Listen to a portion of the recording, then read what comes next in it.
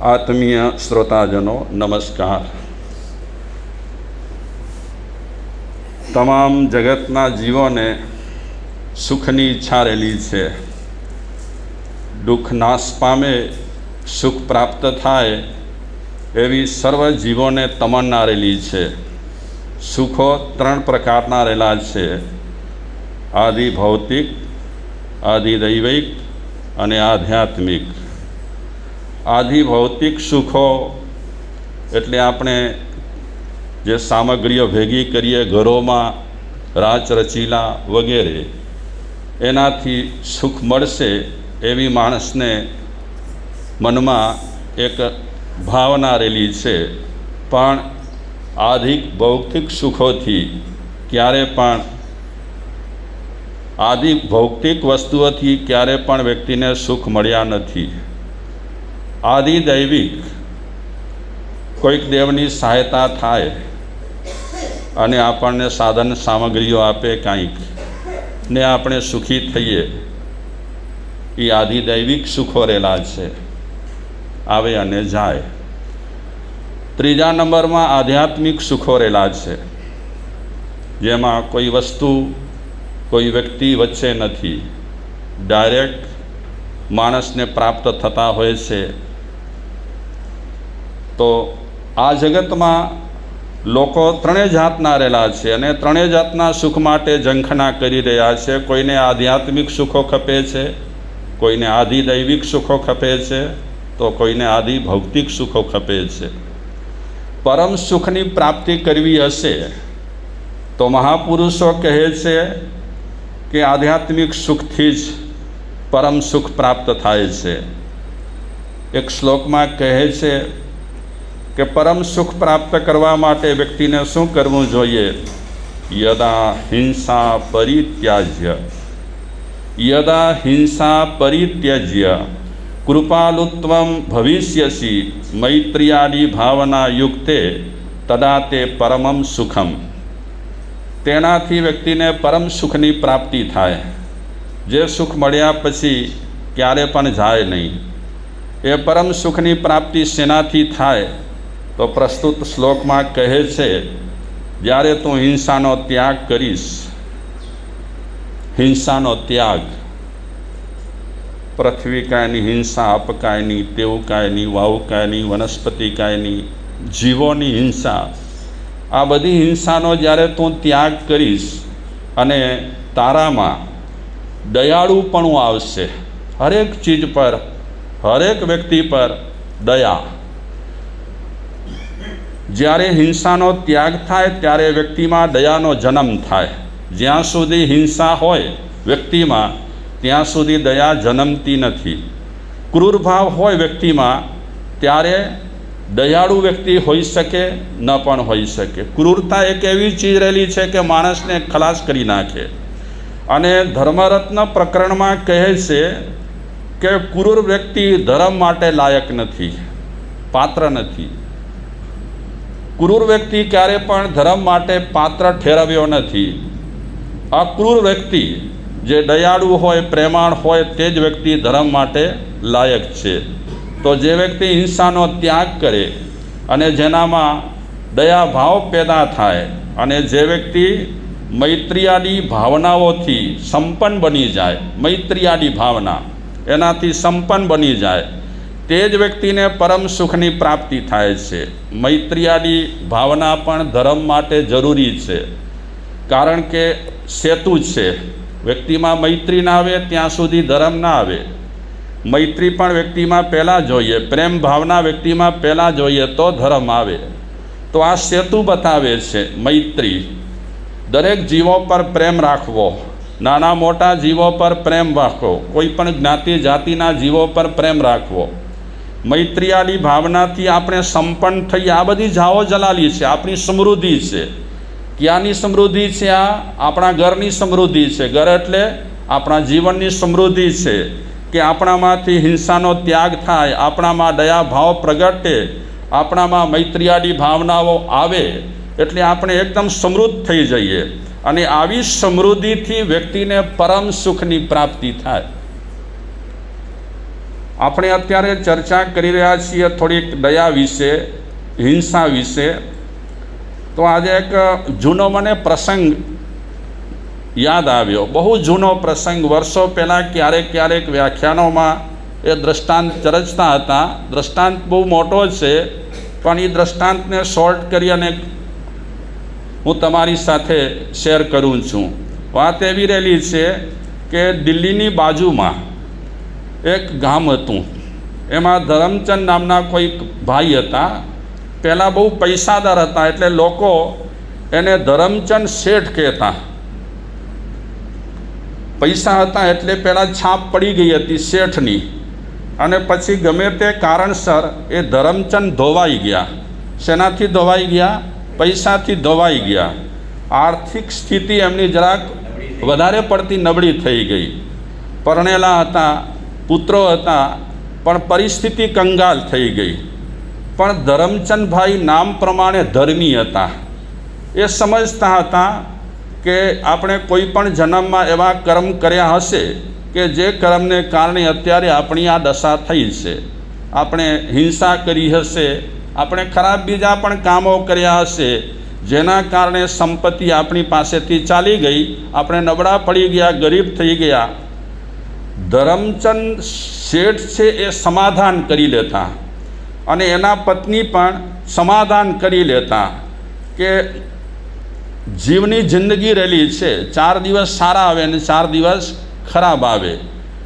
કોઈ પણ વસ્તુ કાયમ રહેવાની નથી. એ એમના પત્નીએ પણ સમાધાન કરી લીધેલું હતું, પણ એમના છોકરા બચ્ચા નાના હતા. તો પત્નીએ ધરમચંદ શેઠને કીધું કે આપણે જેમ તેમ કરી અને દિવસો ખેંચી કાઢીશું.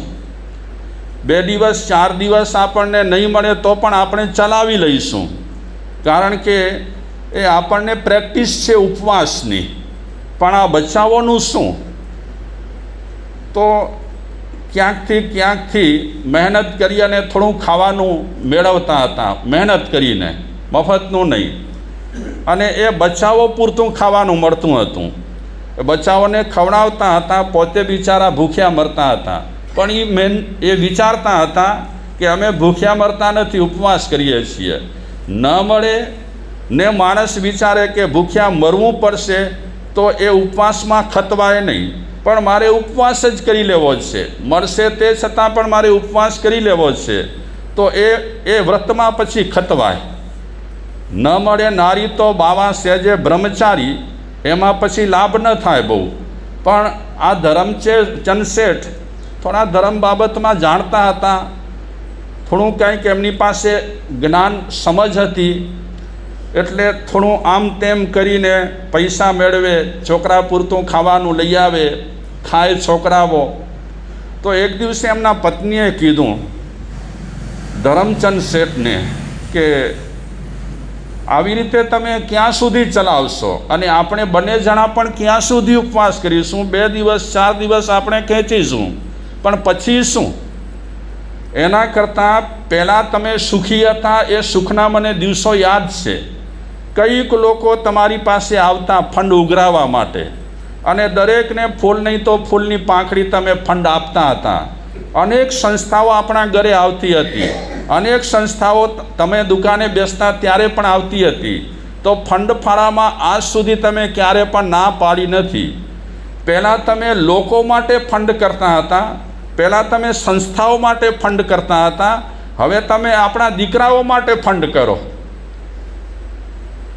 લોકો ઉઘરાણી કરવા આવતા હતા, તમે પૈસા આપતા હતા, હવે તમે ઉઘરાણી કરવા માટે જાઓ અને લોકો પાસેથી પૈસા લો આપણું ઘર ચલાવવા માટે. કોણ કહે છે?